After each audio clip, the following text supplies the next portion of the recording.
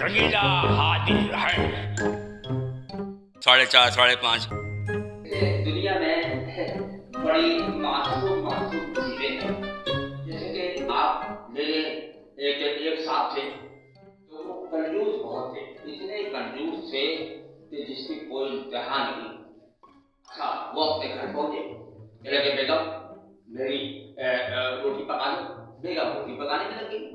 وہ کھڑے اپنے چھت کے اوپر وہاں سے پتنگ اتار رہے تھے کہ اوپر سے ان کا پیر پھسل گیا. اب انہوں نے سوچا کہ میں نیچے گر رہا ہوں روٹی ضائع ہو جائے گی.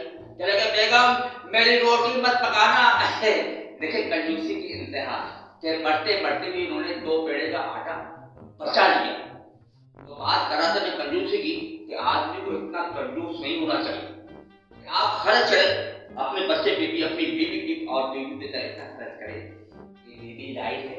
دیکھیں شریکیں حیات ہوتی ہے اور ایسی شریکیں ہاتھ ہوتی ہے کہ آپ کے لیے زندگی بھر کے لیے اس کے ماں باپ نے کہہ کے بھیجا ہے آنا تو مر کر آنا ورنہ گھر پہ مت آنا.